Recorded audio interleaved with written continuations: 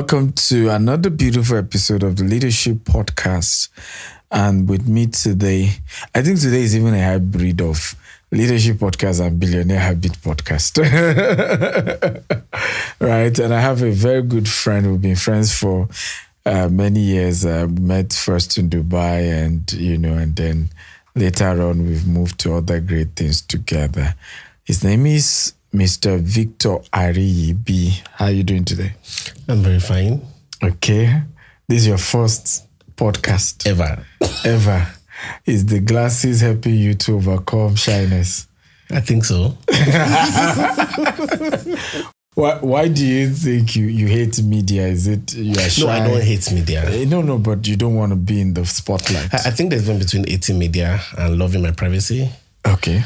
I'm the kind of person that I always joke that I want to be able to do silly things and people don't say, this is that guy that is very popular. I want to be able to fly economy and not feel like, why are you in economy? You are very popular. You're a very rich man. And fly my business to first class anytime I like and be able to switch. So it's more about the privacy than hating the media. So you are not shy, is that it? Yeah, I'm not very used to media, but I think a lot of people get comfortable with time. I think there's always the warming up for everybody. So I'm getting comfortable. But you love luxury. You have been one of those who have indulged me in luxury. I met you in Burj Khalifa.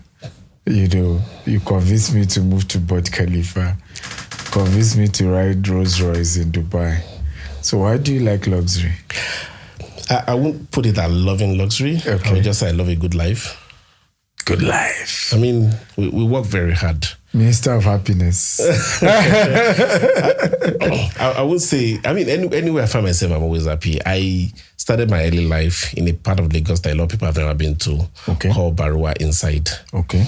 As a new graduate. Okay. And even then, myself and my wife, very early in those years, we'll go to an Nkwobi joint and make it seem like this is Vegas. Wow. It's always been something that we've always practiced. So I think we're just doing a more expensive version now. Yeah. But it's still the same. Interesting. So you started your career in advertising? Yes, I did. I started out in advertising and work with very big brands that I've never met before. I've always been an online person, even when I was in advertising. Yeah. In advertising, I was working with a blog spot then when Linda was very popular.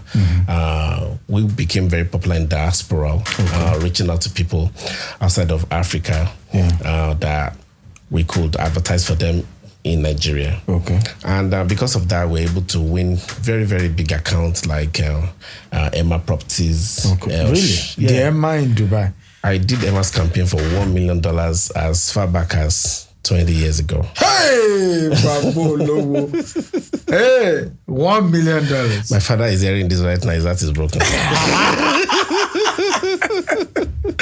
Wow. Of course, in those days, no the money And they is for you. didn't meet you? I've never met any of them. I did Emma. I won Sharp Electronics from Japan. Wow. This was I was less than 30 then. Wow. I was doing News 24. That's a branch of DSTV at the time. Yeah. I did Hyundai Billboard. And they all don't know who was doing it. They just have an advertising agency. I think that was my early days of learning to put brand first before self. Like I always tell people, what do you want? Fame or money? Hey! So are you saying that if you put brand first before personality, you will get the money before the fame? I think it depends on different people. There's something they call tag branding. I tell people, is personal brand go faster? Okay. Because it takes more time to build a corporate brand. Yeah. So corporate brand makes more money, I think. Corporate brand, sometimes when it's very rooted, yes, is better established. It gets beyond a person. Yeah. It's a transgenerational success. Because if they had seen you at that point, they won't give you $1 million. No, they will not. They will not give you $1 million. Yeah. Wow. Wow. That's really interesting. So why did you leave advertising for education? I didn't leave. Well, like I exited. I've learned to know when to exit businesses. For advertising is a very rugged business, especially in a terrain like Nigeria, where you see an hostile takeover from people like I mentioned name who will leave an agency and go with all their clients. Yeah. Also, clients were not very loyal. Yeah. They go to where it's cheaper and where it's better. And then the world was pivoting into digital media. Yeah. In those days, we're doing traditional media. I see. Like billboards, radio. I do advise them that, listen, you guys should do Tuesday Punch or Monday Guardian. This is how it sells. But at some point, people started pivoting into more of digital, in the digital space. Yeah. So I always knew this was going to have an expiry date. So I started pivoting a little bit gradually into training. That is how I got into education. Did you sell the advertising company? No, I just took my money and invested it somewhere else. And then you moved to education? Started with training. Okay. Yeah, which is, it's still education, but not the core education like we later did. What year did you get into education core? Later I went into training. This was around 2010. Okay. When I started mailing the universities in the UK to come train in Nigeria. Okay. Sent over 150 application, got response from 2. Wow. Babek, University of London and University of Huddersfield. Okay. Where I later brought them to Lagos to be doing a 5-day MBA. Wow. Quite a lot of people gravitated toward the program. And at some point there was demand 2010. Yeah, 2010, yeah. There was a lot of demand for, international degree in Nigeria. So, and when I started going to the UK, visiting the university, started studying how the university system work, and I realized I needed to start a university. And that's why Metropolitan School of Business and Management was born. Something like that. What excites me about how you built even the Metropolitan, we'll later talk about how you exited into your new business, is how that is where it became really big and nobody know you are behind it. I've heard One stories of the people behind it. Yeah, but again, you founded it. Okay.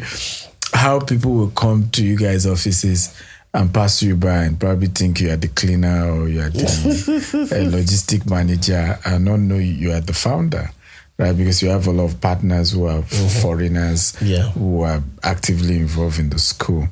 Why did you use such an approach? Like I said, even in days of voice media, we've learned to play behind the scene. So for the school, we wanted to build a truly global brand. Yeah. And I always tell people that in life, in this world, generally being an African founder is very hard. Yeah, it is. It is. And when you say you're an African founder who grew up in Africa, it's especially much more difficult. Then when you say you're Nigerian, your chances just drop like another 90%. People just don't trust you. Yeah. And I think for us, we wanted to be the truly global brand, and we don't want the buyers. Yes. We want people to give us the equal chance they will give a school with other nationality founders. And that was how, MSBM started to be positioned that way. Yeah. And you grew to over 600,000 students all over the world. Right now, over 2 million people in the learners community. Wow. What could have grown it that much? Was it that you were pumping millions of dollars in advertising? Yes. Because you have that background, so I won't be surprised. My advertising background helped. Yeah. I've always, just like you, that a lot of people invest so much in businesses and they don't think they should separate a budget For for the marketing. Yeah. And for us, that wasn't an issue. At some point, we were doing almost $200,000 monthly. Wow. That's like a $2.4 million in ad spend, which is quite low compared to what people like Coursera that are spending over $100 million were doing. Wow. But because we've never raised fund before, so it's what's much more difficult for us to spend that kind of budget. But that's but $2.4 million is still a lot of money in a year for ads. I mean, yes, but when your school is just purely digital based, that becomes your only tool to reach people. Wow. That's really impressive. Really impressive. The question is, why is it such a big empire? Thank you. I always tell people that I'm a business nomad. It's just time to move on to something else. Plus, internally, I think management is seeing that they needed a fresh blood to run things. So you are no longer fresh. Are you old? No, I'm not old. I'm near my 50 now. At a certain age, you start thinking of retirement. And for me, I think what I'm doing now is more of what I've always had the vision to do. MSBM was a means for money, but now I'm going into a real passion, which is purely tech. So is that the reason why now you're willing to have your face identified with your tech, adventure? Because this one you don't mind putting your face. The other ones you totally.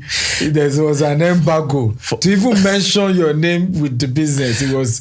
I mean, we that were close to you, we knew is a no. But your tech venture, you don't mind being seen known with it. Why?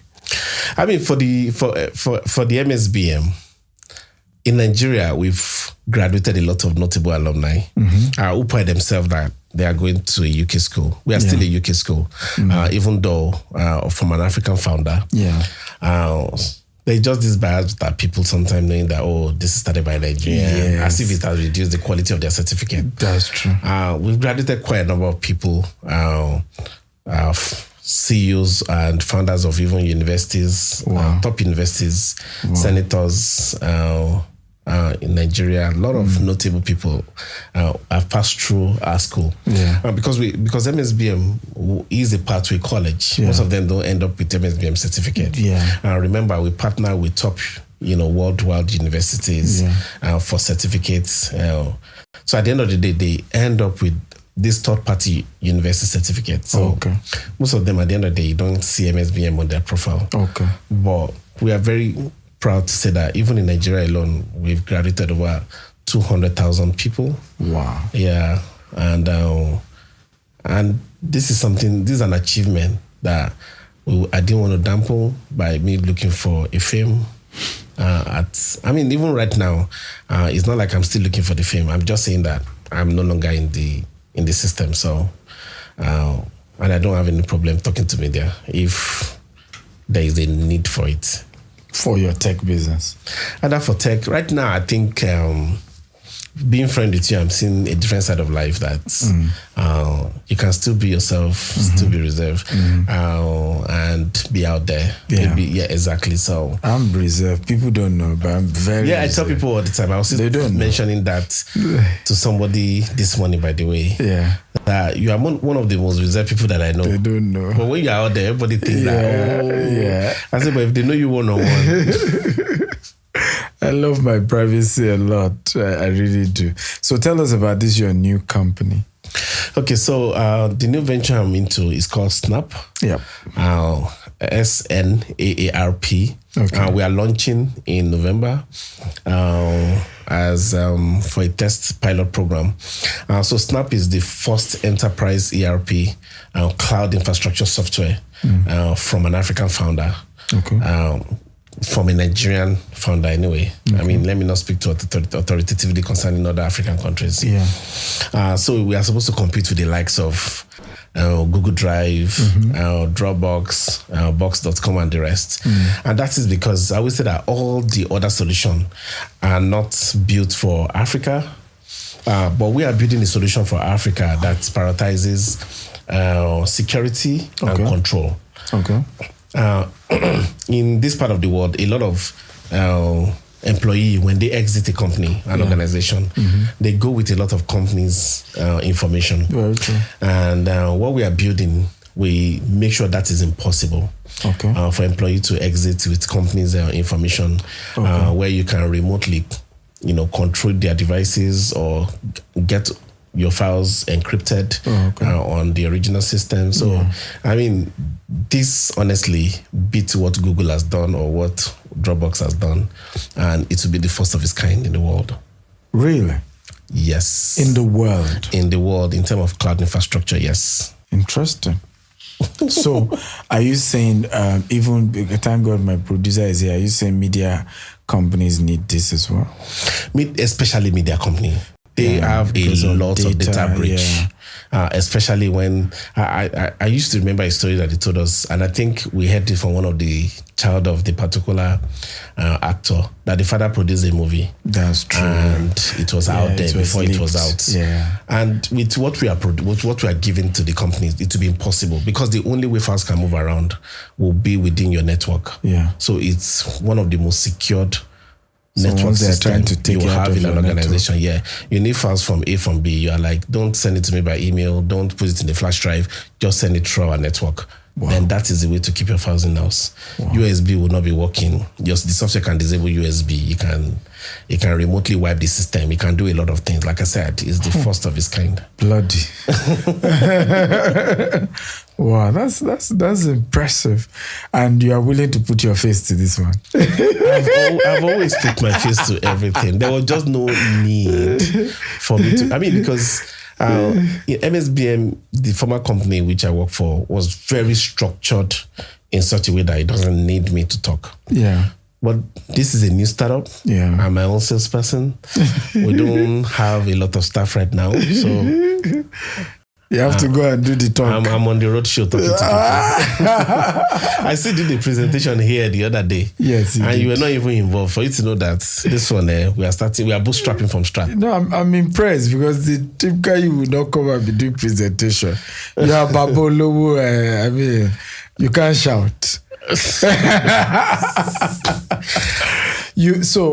You party a lot, privately. You do a lot of these private parties in your house. I've been through one in Glasgow, and fantastic, family, different people coming with their kids, their wives. And why do you do that often? Life is short. Let's party and make it shorter. Life is short. Let's party and make it shorter. Interesting. Will party make it shorter? I mean, sometimes when you have fun, you just don't know time has gone. Yeah, I see. Is there a leadership lesson somewhere there? I don't know. A lot of people just get so add up on life. Yeah. Hardly have time to enjoy what they are working for. Mm-hmm. And for me, I always say that wherever I am in life, I want to enjoy it to the fullest. I mean, because you don't take anything where you're going. True. True. I think we blacks understand that a lot. Yeah. I've seen a lot of white billionaires, when they have money, then they go fishing and go into poor places. So I think I like the Indian man that live in a, like,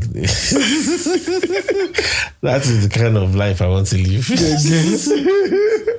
I like that. I mean, but I will say that, funny enough, as much as you do that, you're a very private person as well. I mean, it's a closely knitted family structure for you. I'm not doing it to show off. Yeah. I'm just doing it to have a nice time. Yes. I don't drink and I don't smoke. But then people won't believe it though. You look like the drink, like the guy that drinks. Yeah, people always, because when you. Yeah. So you go to party where they drink. I've never been to one with you, and then how do you survive not drinking in a club? I have one of the biggest wine cabinets you find in any house. So even when you come to my party or when you come to my house, the amount of alcohol which is present, you'll be like... Which you won't take, but they can take. Yeah, but then I tell people that nobody can influence you to do what you don't really want to do. But the question is, how do you avoid in a club? not taking alcohol? I'm not avoiding it. I'm just telling them I'm not drinking, only. I mean, everybody's drinking it, and so you take water, or you take... Yeah, I just take soda water or something. I don't even take any drink. I don't even take Coke, Fanta. I don't take. Are you allergic sugary to drink? it? Is that no, it's just a personal decision. Yeah, personal choice. Yeah. Is it health reasons? No, it's not for health reasons, funny enough. Because I think when I was young, my dad had this, I'm not supposed to be saying it online, but apologies to whoever this one hit. My dad has this senior brother that was an alcoholic. And he drank so much, and it's probably one of the things that contributed to him dying early. Wow. And me as a person in life, I love control. I see. I hate things that dulls the mind. Yeah. I want to be of sharp mind to make decisions. Yeah. Alcohol does that. Yeah. I mean, I don't condemn people that drink. I mean, like I said, I have one of the biggest wine cabinet. So I think for me, it's just saying I would rather abstain from this. I mean, we share that in common. I don't take alcohol as well. And my own argument is that I'm already high. I'm permanently high, right? So we don't need to add to the highness. But funny it's enough, gonna mess this up. I wish I'd know how to drink, because I just don't like the taste of alcohol. Also, it's not sweet. I don't know. Exactly, it's an acquired taste. Exactly. So people that have drank, I think I sometimes they have wonder to practice it a lot. Yes. I know friends that don't drink and now drink, and I know how much they work hard at learning to drink. Really. And I told myself that there's no need for me to learn it if I don't know it. Yeah. And all my friends respect it. Funny enough. Yeah. I have friends that owns club. I have friends that party hard. Yeah. But they would just say, oh, he's just going to take tea or something. They joke about it, and then we all laugh about it, and I just take my water. Funny enough, your reason is also why Donald Trump doesn't drink.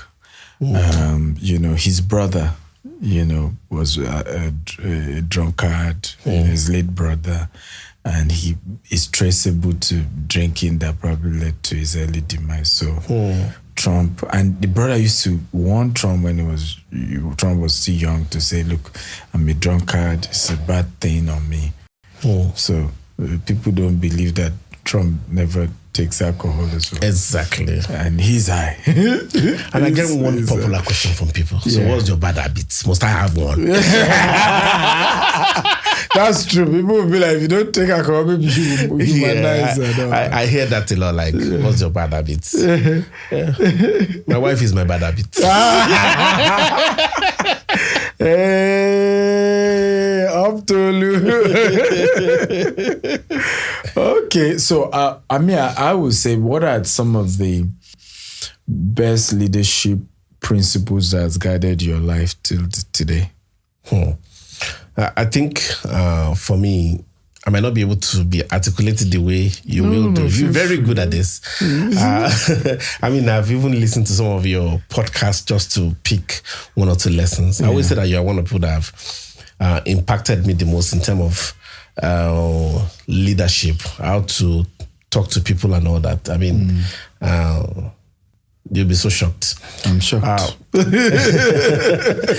then I think one of the things that helped me as a leader is understanding that I can't do it alone. True. I've got a very strong support. My wife. We've always done business together since when we were in school. So we're still business partners, and we could bounce off each other. And then I also watch people who have gone ahead of me. I watch videos of leaders a lot, how they handle situation. Like I always tell people all the time that one of the best way to live your life is by picking somebody you want to be like. That it helps you just fashion your life in such a way that you are trying to copy this person, and even in the way you speak, in the way you address things, in the way you make decisions, you just picture somebody at that point and try to be like that person. I think that has helped me a lot of my leadership skill in life. One of the things we share in common is that we run a global business. You started in Nigeria, moved to Dubai, moved to London, and then now in Glasgow. I mean, you've dragged me to Glasgow too. I think I have a company in Glasgow, courtesy of you. How has it been, having to keep moving your business and evolving each time, turning to a global brand? I mean, you're also in Pakistan as well. So how has it been for you? Yeah, I mean, running a global business sometimes takes a lot of audacity, I tell people. I mean, depend on your vision in life. Yeah. Like I told somebody that you don't have to be outside of this country to make money. There are businesses in this country that, dwarf what we've done. So being outside the country doesn't make you like you are doing it better. But it's just that sometimes you want a business that can reach multiple people. True. I mean, I've had to talk to people that said, as an African founder, you should focus on Africa. And I'm like, no. A US person start a business, they're thinking global. Exactly. UK person start a business, they're thinking global. But as an African founder, they say that, where is your market? Exactly. Africa. Sometimes I talk to people and they're like, so you guys have a lot of students from Nigeria. I say, yes, but Nigeria is just 10% of my market. Wow. That we have a global audience from over 200 countries. Wow. We've literally received payments from countries I've even never heard in. So I tell people that, if you want to run a global business, start thinking, global. Yes. One of the things that have helped us is setting up in Dubai, is working with people from different nationalities. True. When you work with people from different nationalities, you get to see life differently. Yeah. We also open a South African branch. Oh, okay. Yes. Congratulations. Yeah, thank you. I've been to Islamabad to see the staffs there. When you run a business at that level, I think it started reshaping how you see life in general. True. And I think one of the things that we've done right in my previous company is thinking that way. I mean, how about the place of audacity? Because I've seen you, at least you and I, the two people I know, somebody was saying, I've acquired multi-million-dollar properties in the US before I even became a US resident. Like, I'm not a resident, and I've bought house, and you have done things like that. What kind of audacity is required to do that? Because not everybody we try such. Buying a house. I tell people when they talk about my house, like, for me, house is just another luxury product for me. Me and you, we've been together, that I don't believe in real estate like that. Yes. Even though I know this is your core business. Yeah. There was a time that our rent alone every month was over $100,000. And it's rent. And that is and just you're a tenant. I'm a tenant, and that is just for one office. And so we've always paid this kind of money. Like, I think one of the one that let me consider buying a place was when my rent in London was over £100,000. And every year, a lot over. And I told myself, your taste is big. Penthouse.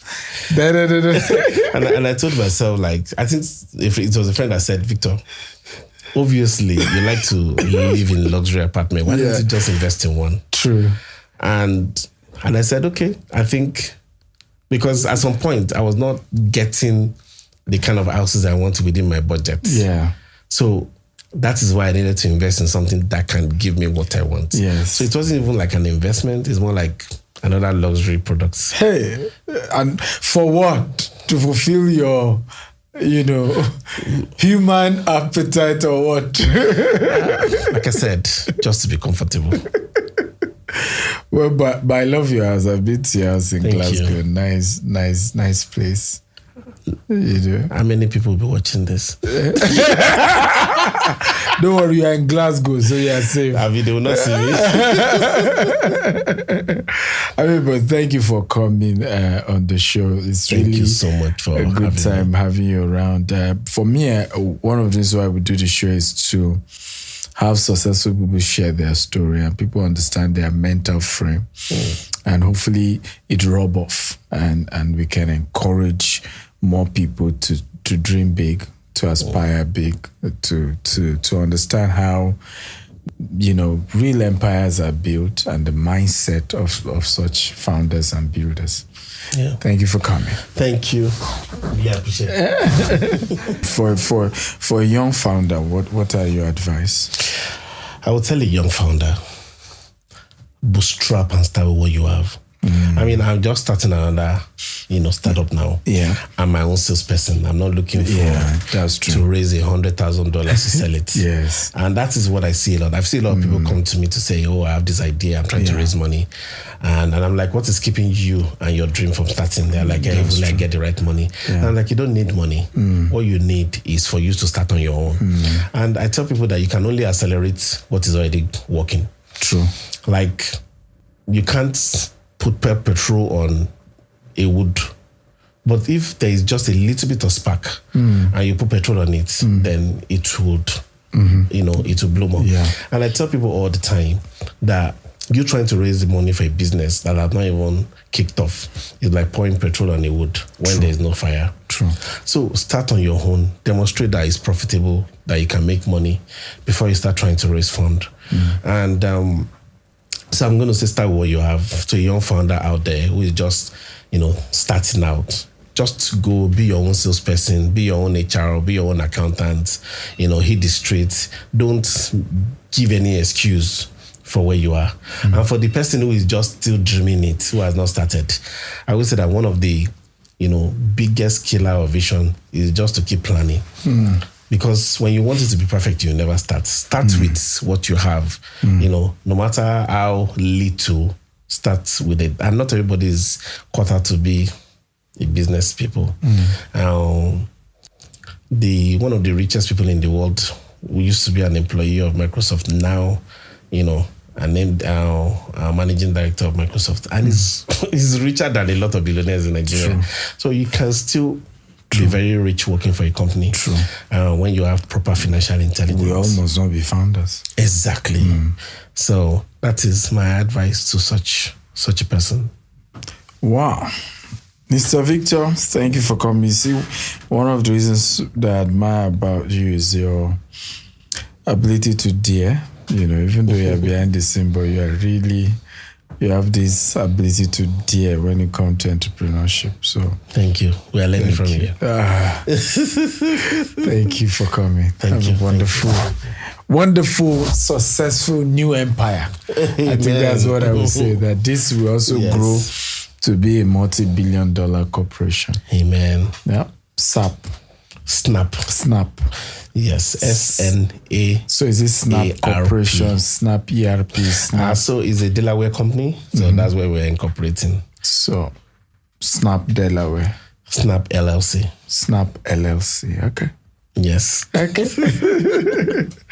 Thank you, guys. Hey, we've just finished another beautiful episode with my good friend, Victor Ariyibi. See you next time. God bless you. Bye-bye.